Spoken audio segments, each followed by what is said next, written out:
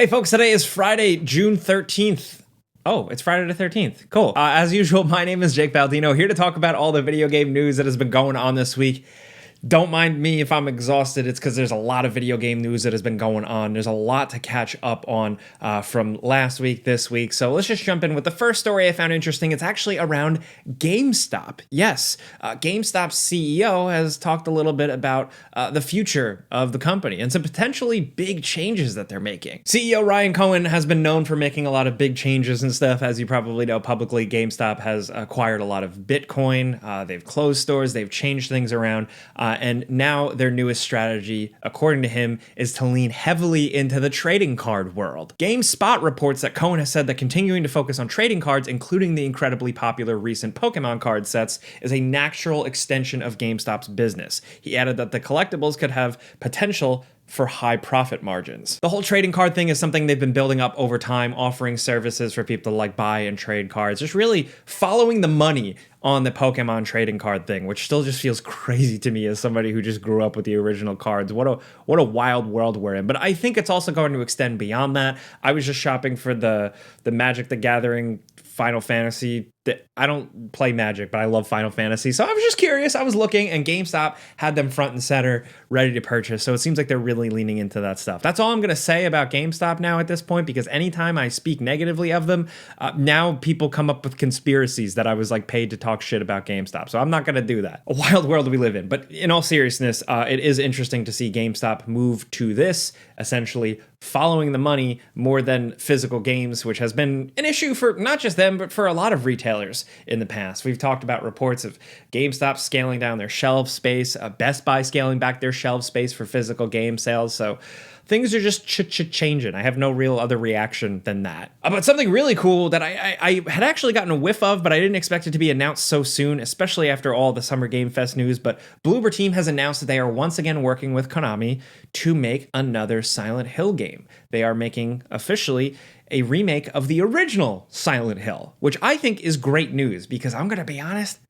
I like Silent Hill 1 more. Is that crazy? Is that a weird take? Okay, it's a simpler game, but I think that also makes this remake a little bit more interesting because it was a simpler game, a lower fidelity game, there's a lot more blanks that they can fill in. There's a lot more that they can do with it. And, you know, just seeing what they did change or what they did add and improve upon with Silent Hill 2, I'm curious to see how they would do that with 1. I think it could be really interesting. And of course, it wouldn't be a week without a rumor or a leak or whatever about Grand Theft Auto 6. And this one is interesting. This comes from Jermaine Dupri, kind of suggesting what we can expect from the music situation. Jermaine Dupri, famous producer, said in a podcast interview, he said, they asked me to do Grand Theft Auto and they were saying like Drake got his own radio station on Grand Theft Auto. The way that they are getting ready to do it is that Drake can actually upload music that we probably never heard online or wherever else on that video game.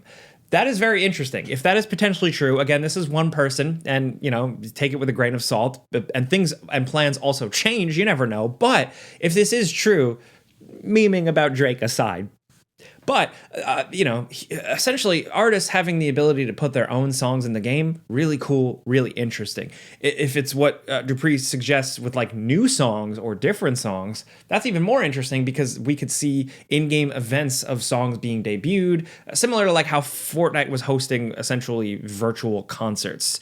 Will any of this come to fruition? Who knows for sure? But I don't know, that's just something potentially interesting. Nice to hear a little something kind of positive here. Next up, from Summer Game Fest and all that chaos, we did breakdown videos on Sony with their PlayStation State of Play. We did Summer Game Fest, the big Jeff Keighley live stream where they revealed Resident Evil 9 and awesome shit like that. I've talked about that in other places, but the only thing that gameranx didn't really break down here is the Xbox event. So in case you missed it, just a quick run through. High on Life 2 is coming this winter. The Blood of Dawnwalker looks absolutely awesome now. It's from ex-Witcher people. It just looks like a great vampire RPG. That's coming in 2026. A new game, Resonance, A Plague Tale Legacy, like a spin-off, has been announced. Also, Indiana Jones and the Order of Giants DLC is coming September 4th. Ninja Gaiden 4 is coming in October, which should be pretty cool. Check out this game, Beast of Reincarnation. This is apparently slated for 2026. This is a Souls-like. Yes, another one. But it's from Game Freak, of all people. Who expected that? Also, Obsidian has announced Grounded 2, which looks like it improves a lot upon the first game. Check out this new Korean action-adventure third-person shooter called Mudang Two Hearts. This just looks crazy. Also, Invincible is getting a fighting game. It's called Invincible Versus, and from what I've seen and heard behind the scenes, this isn't just some regular old tie-in fighting game. Apparently, it's actually pretty legit, so keep an eye on it. Also, Atlas did announce Persona 4 Revival. They barely showed anything though, but they finally confirmed it's officially coming.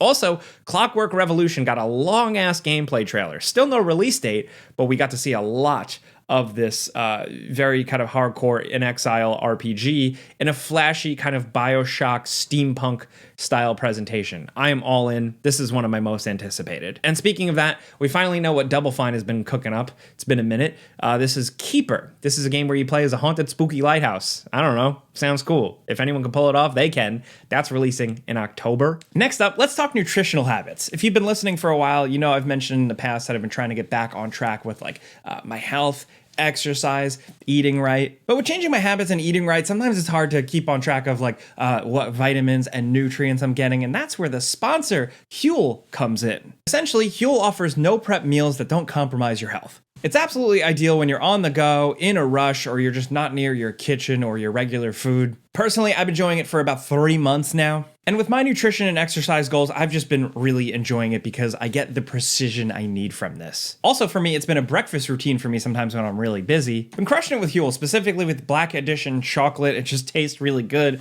Vanilla is also good. Banana is also really good. You can get it in this cool little Huel cup. I like it with water, a little bit of ice. 2 scoops of this, you shake it up, and I'm good to go. Black Edition is their low-carb, high-protein powdered meal. It's got 40 grams of protein, 27 vitamins and minerals. It's plant-based, it's gluten-free, and it has no artificial sweeteners. Huel's designed by nutritionists and dietitians to get everything your body needs, all in a healthy and convenient way. It's super easy. I love easy. So the way this shakes out, you can get a high-quality, nutritious breakfast or lunch for just $2.50 a meal. So if you want to save some time, save some money, and eat healthy, all you got to do is click the link in the description down below and use code gameranx. There you'll get 15% off your first Huel order, as well as a free t-shirt and a shaker. That's a $40 value. So once again, just head to huel.com/gameranx and use code gameranx. Check out the terms and conditions in the description down below. And big thanks to Huel for sponsoring this video. Now let's get back to the news. Also,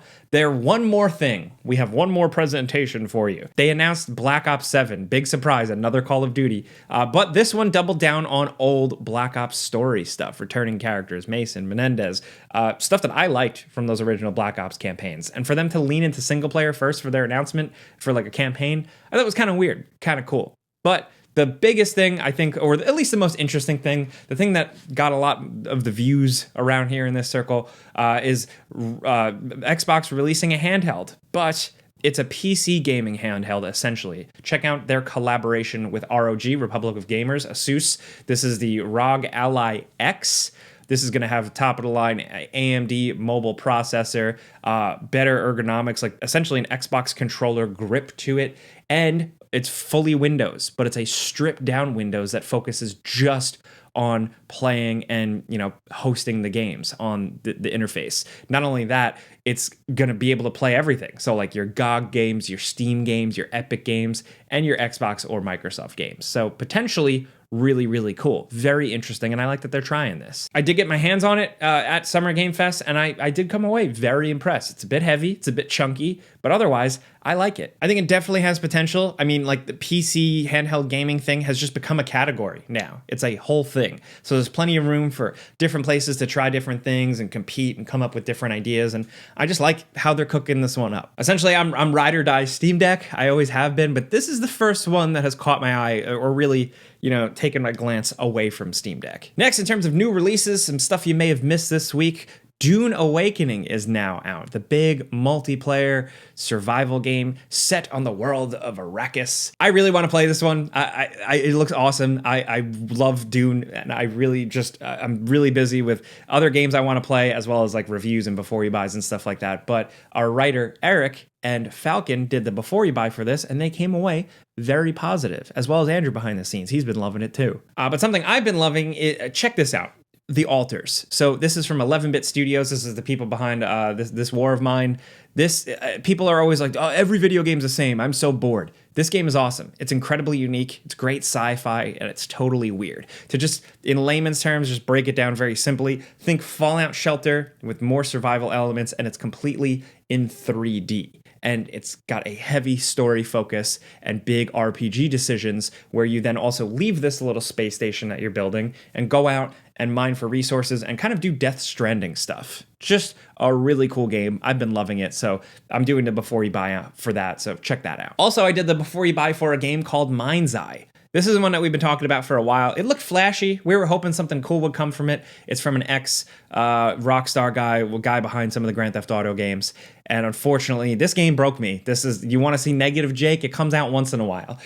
For a game like this that just felt, buggy and glitchy and whatever, but a full-price game that was like 7 hours and also just so hopelessly corporate slop. It had no life to it, no fun factor. It felt like it was just made to satisfy like a debt or like a loan obligation. There is nothing to it. I'm sorry to be so hard, but I'm not. It just felt like there was nothing fun to it. And as somebody who loves linear third-person action adventure games like this, I was really disappointed with this one because, we don't get these as often as we used to. So someone was making one and it totally squandered the potential. So I take that personally. Maybe it's just me. Maybe I'm being a baby, but a lot of people have been memeing about this thing online, as well as reports that PlayStation is starting to issue refunds, with a lot of people citing the Cyberpunk 2077 situation. I don't think it's as big a deal of that because I don't think a lot of people really cared about this game unless you were like in the hardcore gaming news world. The Gamer is just reporting like some certain accounts from specific players claiming they have gotten a refund, and